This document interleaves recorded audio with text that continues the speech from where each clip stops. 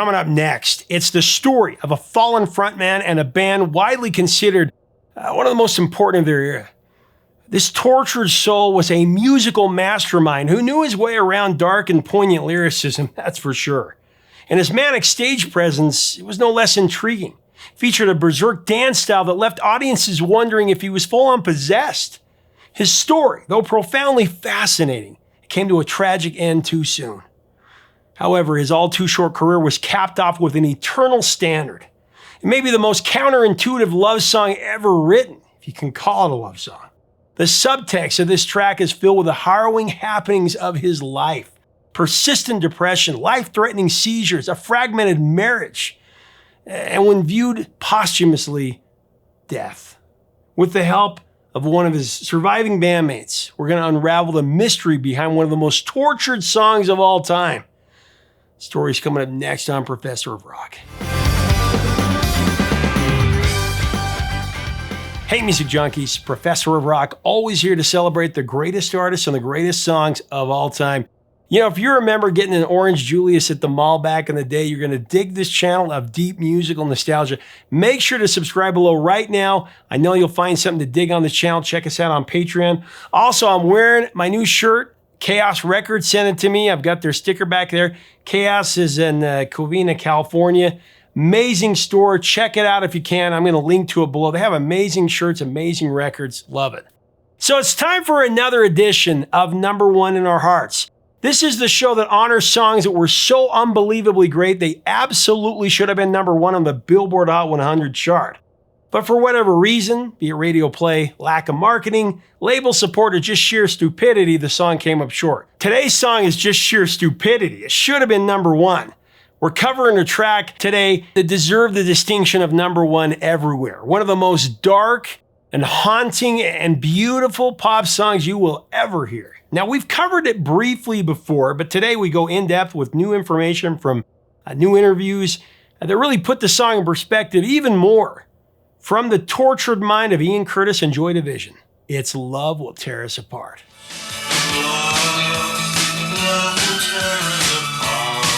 So walking through a graveyard one night on their way home from rehearsals, Joy Division Bernard Sumner had a message for the band's frontman Ian Curtis.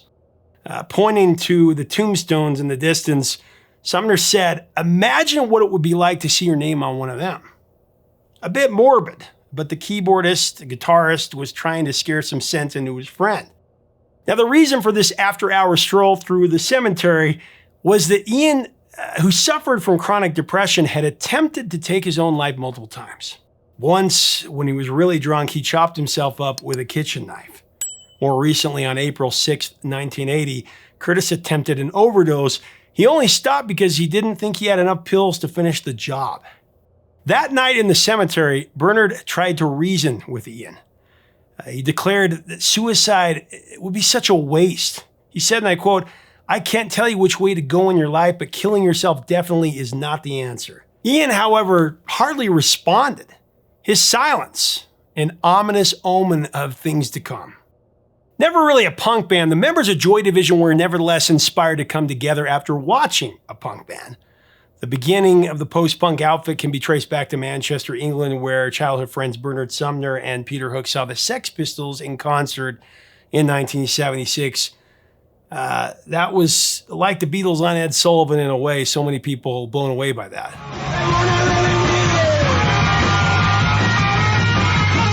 They were also blown away by the Pistols show. The two decided to start a band along with drummer Terry Mason. The guys also hired Ian Curtis. Initially going under the name Stiff Kittens and then Warsaw in 1977, they switched to drummer Stephen Morris and adopted the name Joy Division in 1978. After recording their EP An Ideal for Living, Joy Division signed with Manchester's recently formed Factory Records, teaming up with producer Martin Hannett.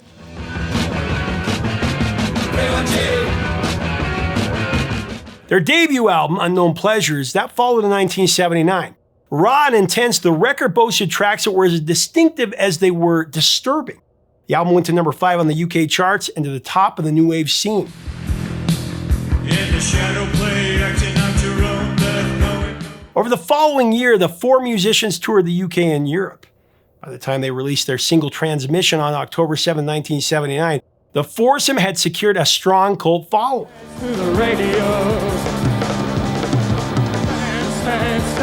No doubt, all eyes were fixed on the charismatic Ian Curtis, whose manic choreography behind the mic was like a delightfully deranged marionette.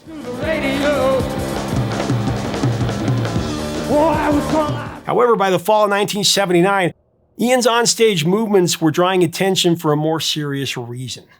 More than once, Ian hit the stage and blacked out due to an epileptic seizure. The illness seemed to snowball under the band's punishing tour schedule. By the time Joy Division began recording their second album, Closer, in March 1980, it seemed as if Ian was spiraling toward oblivion. Said Peter Hook, and I quote, "There was one horrible occasion where he was missing for 2 hours in the studio. I went in the toilet, and there he was, spark out on the floor. He'd had a fit and split his head open on the sink." There were a lot of occasions like that. It was absolutely terrifying. In addition to working on Closer at the time, the band was putting the finishing touches on their next single and their most iconic track, Love Will Tear Us Apart.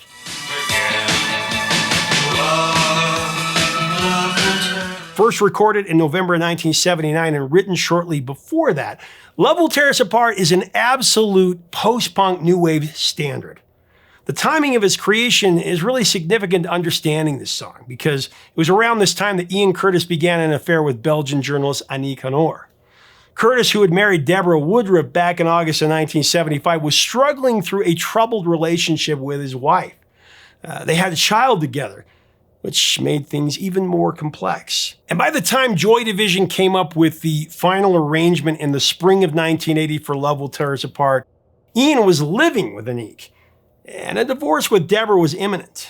And trying to make sense of it, Ian channeled much of this drama into the subtext of the song's lyrics.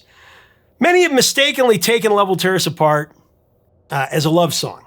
I don't know how that's even possible, but believe me, there are people that have. In reality, it's an undeniably dark and unbearably sad song, and Peter Hook will have something to say about it in the interview coming up.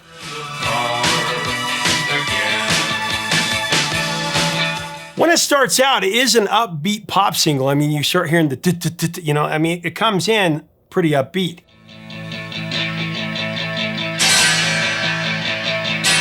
But then the lyrics, when routine bites hard and ambitions are low and resentment rides high but emotions won't grow.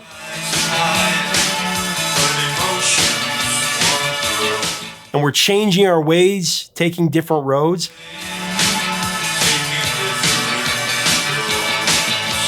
Even the band didn't pick it up right away, actually. Said Sumner, Ian got married very, very young. And by the time of that song, he'd come to a fork in the road relationship-wise. His life had changed enormously and he had to make a choice. We thought his headspace was okay. But Ian had two faces, the public face for the band and the private troubles that he had at home. We didn't really listen to the lyrics. Joy Division was 4 people on pedestals, and we didn't communicate with each other about what the songs are about. Stephen Morris said, and I quote, "I just thought, yeah, this is a good song. Someone might like it. It was a great period for the band, but Ian's personal life, that was all going very badly. In retrospect, when you listen to it, in light of what happened, it seems bloody obvious. I honestly didn't realize that he was writing about himself there."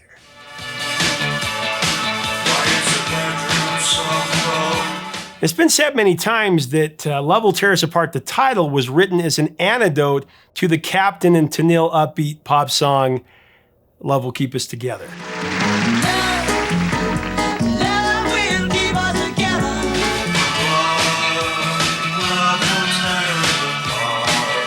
What happened next was the tragic death of Ian Curtis, which of course was the result of a successful suicide attempt, unfortunately. The band was due to head off for their first ever tour of America. Everybody was really excited about it. But with America just hours away, Ian would alter the band's plans forever. That day, he actually returned to his marital home at 77 Barton Street. He asked Deborah to reconsider their impending divorce, but Deborah refused and spent the night working before crashing at her parents' house. Alone and up all night, Ian repeatedly listened to Iggy Pop's The Idiot, and he wrote Deborah a letter recounting his love for her. Night clubbing, we're night clubbing. Sometime in the early hours of Sunday, May 18, 1980, while the Byrds were singing, Ian Curtis hung himself with a clothesline. The next morning, Debbie found him slumped over in the kitchen. Incredibly, Ian was only 23 years old, so young. He had so much life yet to live, so much art to create. With this terrible event in mind, the significance and the utter brilliance of Love Will Tear Us Apart comes into even clearer focus. After the circumstances surrounding Ian's death gradually became known to the public, the song became a final testament and symbol of Curtis's remarkable life and his art.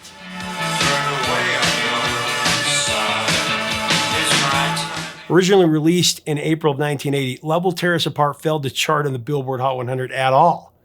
But the single was then resurrected in June after Ian's death and became Joy Division's first and only hit, reaching number 13 in the UK.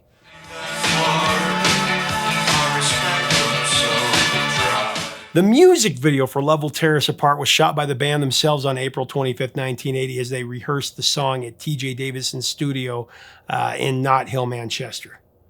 The band had previously rehearsed there during the early days of their career. Actually, at the start of the video, you can catch Ian Curtis's name carved into the door that opens and shuts. Very disturbing.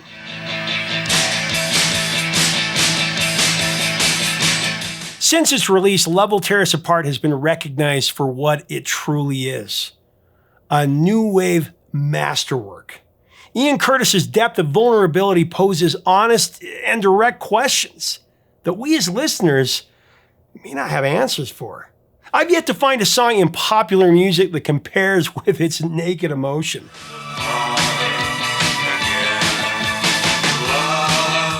And Curtis transforms all of us into shameless voyeurs as we take in the tribulations of his struggle, of the death of his marriage. Love will tear us apart again and again. The lyric seems counterintuitive at first, until you consider that the love of which Ian sings is coming from someone outside his marriage. I mean, that's one interpretation at least. But any way you look at it, the emotional implications of this song are agonizing and suffering of the highest order.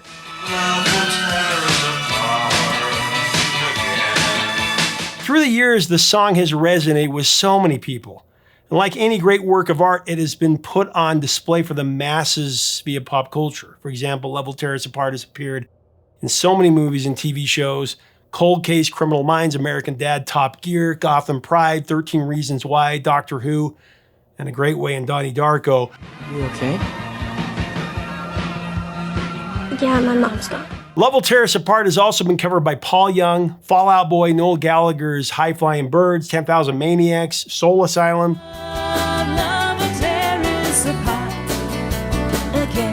Dave Gahan, Not a Surf, The Replacements, Simple Minds, Bush, John Frusciante.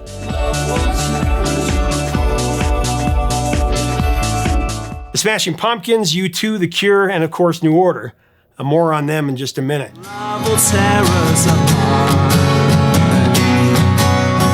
First, I want to share an interview that I did with Peter Hook, who co-wrote this brilliant standard.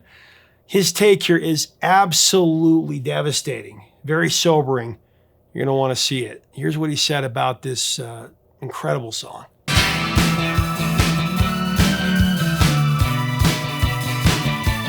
Tell me about coming up with that, because that's the part of every... Well, all our music was written in jams. We had no money, and we were able to practice for 2 hours on a Wednesday night, and we were able to practice for 3 hours on a Sunday, because that was all we could afford. Wow. When we used to chip in the money to go to the rehearsal room. And on those two occasions, as Joy Division, because it's very easy to write songs when you've not written many. You've written 300, it gets a little bit more difficult. Right. But then we had none. And literally you were churning out a song, a rehearsal. It's fantastic, the energy that you had and the enthusiasm and the desire to play was overwhelming. And Steve and I came up with the drums and the bass riff to Love Will Tear Us Apart on Wednesday night. Mm-hmm. And Ian said, that's really good. I've got an idea for the lyrics for that. He said, I'll have them on Sunday. And literally, he came in on Sunday. We played it again, got the break, and it was done. And it was written in 3.5 hours. Love Will Tear Us Apart from start to finish.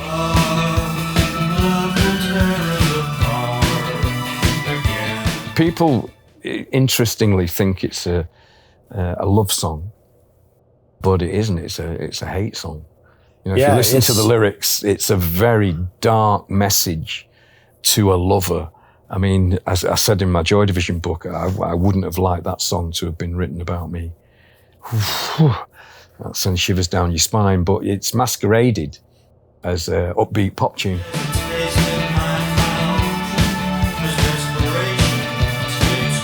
You put together a movement, and Ian, of course, passed on, and you guys decided to do New Order.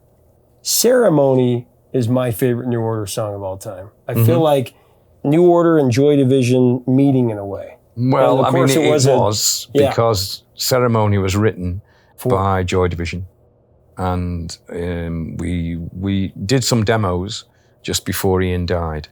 And obviously it was recorded by New Order. So I suppose it was the bridge.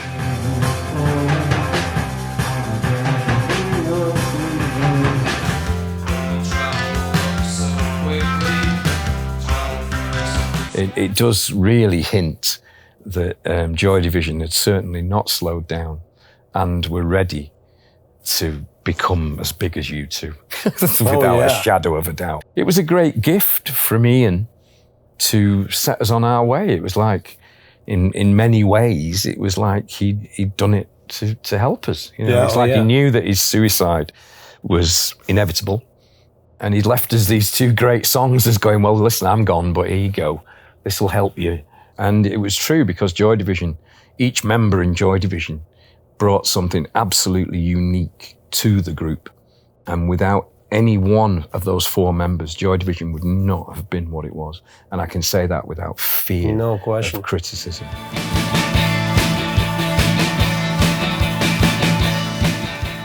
On July 18, 1980, Joy Division released their second album, Closer, which is regarded by many critics as one of the most brilliant records of the 80s.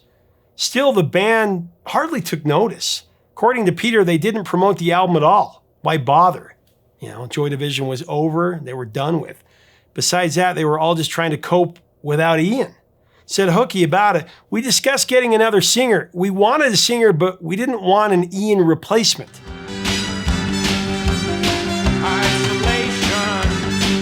Sumner added, soon after Ian's funeral, those of us left behind had to decide what we were going to do. Were we going to carry on? The shock had been palpable, and this huge presence, this vital part of everything we'd done, had suddenly been just snatched away. Would it be right to continue without him? The answer was sort of. It was yes. Not as Joy Division, though.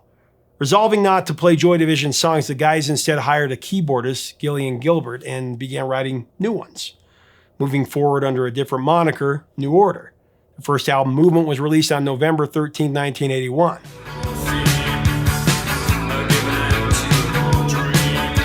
Theirs is the rare story of a band being given a second life after laying their lead singer to rest.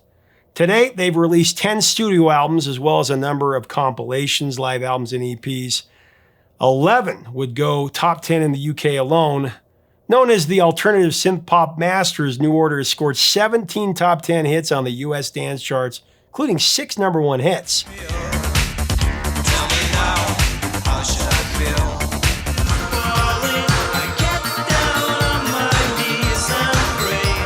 But all that success is predicated, at least in part, on the contributions and legacy of one Ian Curtis.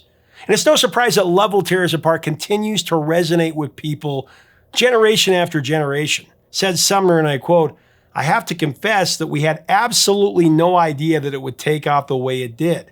At the time, it was just one song among the many that we were writing. And it came together so effortlessly, I suppose subsequent events made it an incredibly poignant song. But this combination of the aggression of punk and a heartbreaking love song seemed to give it something that is eternal. I think Love Will Tear Us Apart is one of the most beautiful love songs ever written. End of quote. I'd have to agree with you. Keanu Reeves says it's his favorite song of all time. I've read that before. The first time I heard Love Will Tear Us Apart, I felt such a deep and overwhelming grief. It was such a far-reaching melancholy. It was like someone pushed me into a 6-foot plot and started burying me alive. The despair and the torment inside of Ian Curtis's poetry, so utterly moving. My heart could barely take it at the time. It's so sad, you can't even cry.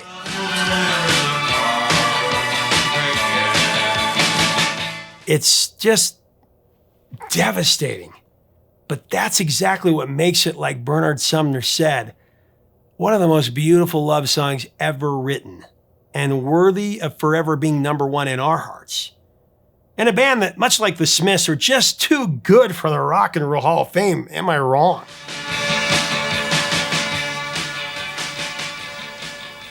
Thanks so much for watching. Leave us a comment about Joy Division and Love Will Tear Us Apart. What are your memories and your take on this song? It's just melancholy perfection, is all I can say. Again, shout out to Chaos Records. Thank you so much for the incredible shirt. These guys are amazing. Check them out below. If you like our content, our show, we'd love to have you subscribe to be a part of our community. Until next time, 3 chords and the truth, my friends.